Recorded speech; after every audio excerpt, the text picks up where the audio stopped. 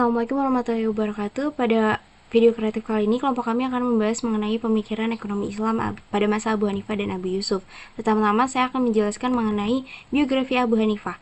Imam Abu Hanifah ini lahir di Kufah pada tahun 80 Hijriah dengan nama Nu'man bin Sabit bin Marzuban dari keturunan Persia. Abu Hanifah ini aslinya berasal dari Kabul atau ibu kota Afghanistan saat ini. Namun kakeknya Marzuban masuk Islam pada masa Khalifah Umar bin Khattab yang menyebabkan dia pindah dan menetap di Kufah. Kekayaan ilmu Abu Hanifah ini tertuang pada buku-bukunya kayak Kitab Al-Athar, Ilmu Kalam Al-Fiqh Al-Akbar wa Al-Fiqh Al-Awsat, dan lain-lain. Metodologi penelitian dilakukan oleh Abu Hanifah ini berlandaskan 5 adilah dalam istinbat ahkam, yaitu Quran, Sunnah, Ijma, Qiyas, dan Istisan. Ketika istinbat ahkam ia tidak menemukan dalil di Quran, ia mencari di Sunnah. Kalau belum ketemu juga, ia mencari Ijma sahabat Rasulullah. Apabila setelah rangkaian tersebut masih belum ketemu, maka ia akan melakukan Qiyas dan Istisan dan menempatkan dirinya sama kayak tabi'in atau sama-sama tidak hidup semasa hidupnya Rasulullah. Nah, pemikirannya kita masuk ke yang pertama, yaitu akad salam. Akad salam merupakan jual beli yang penyerahan barangnya dilakukan belakangan. Karena menurut Abu Hanifah, akad ini sangat bisa merugikan salah satu pihak, maka ia mewajibkan 4 syarat berikut, yaitu jangka waktu. Hal ini dimaksudkan untuk meringankan pedagang guna menyiapkan barang dagangannya terlebih dahulu.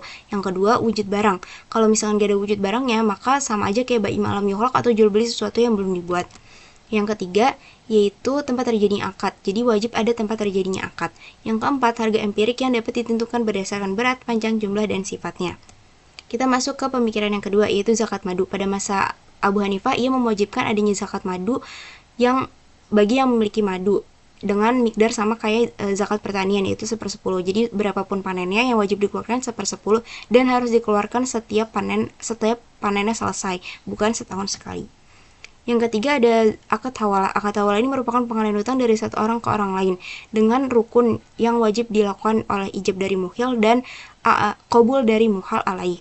Kalau misalkan gak ada qabul dari muhal alaih, maka akad hawalah ini nggak bisa dilakukan karena muhal alaihnya ini nggak ridho. Nah, akad hawalah ini bisa ada 2 macam, yaitu mutlakah dan muqayyadah. Kalau mutlakah ini merupakan mengalihkan kewajiban membayar hutang kepada pihak ketiga pada pihak ketiga ini nggak punya hutang kepada orang yang memberi hutang. Sedangkan muqayyadah ini merupakan pengalihan hutang dari satu orang ke orang lain dalam bentuk uang, bukan dalam bentuk barang. Pemikiran selanjutnya akan dijelaskan oleh teman saya. Abu Yusuf, murid terbaik Imam Abu Hanifah, menjadi penerus mazhab Hanafi. Diangkat sebagai Qadhi al-Qudah pertama oleh Khalifah Harun al-Rasyid. Ia berkontribusi besar dalam hukum dan reformasi sistem perpajakan Abbasiyah. Karya-karya Abu Yusuf menulis karya-karya penting seperti Al-Kharaj, Al-Athar, Ikhtilaf Abi Hanafi wa Ibn Laila, dan lainnya. Karyanya Al-Kharaj berpengaruh besar pada hukum dan ekonomi Islam era Abbasiyah. Kitab Al-Kharaj. Kitab ini ditulis atas permintaan Khalifah Harun al-Rasyid menjadi pedoman perpajakan dan pengelolaan keuangan negara sesuai syariat dengan menekankan keadilan untuk kepentingan bersama. Sumber pendapatan berdasarkan kitab Al-Kharaj. Yang pertama, Kharaj adalah pajak tanah pasca perang diterapkan pada muslim dan non-muslim dengan 2 jenis, tetap dan proporsional. Dimulai setelah perang Khaybar. Kemudian terdapat ghanimah, yaitu harta rampasan perang, 20% untuk kepentingan agama dan sosial, sisanya untuk pasukan dan menjadi sumber keuangan negara. Kemudian terdapat fai. Fai adalah harta yang diperoleh tanpa peperangan melalui sukarela atau perjanjian damai, didistribusikan sesuai syariat untuk kesejahteraan negara. Kemudian terdapat usyr, yaitu adalah pajak perdagangan dan pertanian, 5% untuk irigasi, 5% untuk irigasi buatan, 10% untuk air hujan, mengatur sumber daya negara. Kemudian terdapat jizyah, yaitu adalah pajak bagi non-muslim sebagai imbalan perlindungan negara Islam dengan besaran sesuai status sosial. Kemudian bidang-bidang dari kitab Al-Kharaj. Pertama terdapat pemerintahan. Abu Yusuf menyusun kaidah fikih, yaitu tindakan pemerintah terhadap rakyat harus terkait dengan kemaslahatan mereka. Kemudian terdapat bidang keuangan. Uang negara bukan milik khalifah tetapi amanat Allah Subhanahu wa taala dan rakyatnya yang harus dijaga dengan penuh tanggung jawab. Kemudian terdapat pertahanan, tanah yang diperoleh dari pemberian dapat ditarik kembali jika tidak digarap selama 3 tahun dan diberikan kepada yang lain. Kemudian bidang perpajakan, pajak hanya ditetapkan pada harta yang melebihi kebutuhan rakyat dan ditetapkan berdasarkan kerelaan mereka. Kemudian yang terakhir terdapat bidang peradilan, yaitu hukum tidak boleh didasarkan pada syubhat.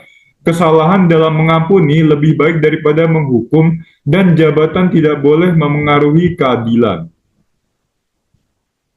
Pada pemikiran ekonomi Abu Yusuf. Nah, pemikiran ekonomi Abu Yusuf pada masanya itu bertentangan dengan pengendalian dan penetapan harga oleh pemerintah. Nah, pernyataan tentang apabila barang yang tersedia sedikit, maka harga barang akan tinggi, dan jika barang yang tersedia banyak, maka harga barang akan menurun. Menurut Abu Yusuf ini, kalau misalnya barang ini sedikit atau supply dikit menyebabkan harga mahal. Demikian pula sebaliknya. Tetapi juga barang tersebut bergantung kepada kekuatan penawaran dan juga faktor lain yang menyebabkan harga naik dan turun tidak dijelaskan secara detail dalam pemikiran ekonomi Abu Yusuf ini sendiri. Nah, bagi Abu Yusuf ini sendiri, tinggi rendahnya harga adalah bagian dari ketentuan Allah. Manusia tidak dapat melakukan intervensi atas urusan dan ketetapannya. Selanjutnya, kita masuk ke pemikiran ekonomi Abu Yusuf pada tugas pemerintahan. Nah, Abu Yusuf ini, menurut Abu Yusuf, tugas utama pemerintah adalah mewujudkan serta menjamin kesejahteraan rakyatnya. Nah, beliau selalu menekankan kepentingannya memenuhi kebutuhan rakyat dan melakukan pembangunan yang berorientasi pada kesejahteraan umum juga bermanfaat bagi rakyat setempat. Selanjutnya adalah masalah keuangan. Nah, masalah keuangan ini Abu Yusuf memiliki kekuatan utama pemikiran pada masalah keuangan. Nah, jadi di keuangan ini prinsip-prinsip perpajakan dan akuntabilitas nasional Islam menyarankan sesuatu tentang pengembangan jangka panjang dari metode perolehan sumber daya. Selanjutnya, mekanisme pemikiran ekonomi Abu Yusuf. Nah, jadi yang pertama itu mengandingkan sistem wazifah dengan sistem muqasamah. Nah, apa sih wazifah dan muqasamah ini? Wazifah dan muqasamah merupakan istilah dalam membahas tentang sistem pemungutan pajak. Wazifah ini adalah sistem pemungutan yang ditentukan berdasarkan nilai tetap tanpa membedakan ukuran tingkat kemampuan wajib pajak, atau mungkin dapat dibahasakan dengan pajak yang dipungut dengan ketentuan jumlah yang sama secara keseluruhan. Nah, kalau muqasamah merupakan sistem pemungutan pajak yang diberlakukan berdasarkan nilai yang tidak tetap atau berubah-ubah. Selanjutnya ada membangun sistem politik dan ekonomi yang transparan. Nah, Abu Yusuf ini sendiri memiliki pemikiran bahwa pembangunan sistem ekonomi dan politik mutlak transparan, karena prinsip transparansi dalam perekonomian merupakan bagian yang sangat penting. Selanjutnya adalah menciptakan sistem ekonomi yang otonom. Nah, sistem ekonomi yang otonom ini tidak terikat dengan intervensi pemerintah. Perwujudannya dapat dilihat pada regulasi harga yang melanggar hukum permintaan dan penawaran. Selain itu juga, Abu Yusuf juga memberikan beberapa saran tentang bagaimana memperoleh sumber pendanaan jangka panjang.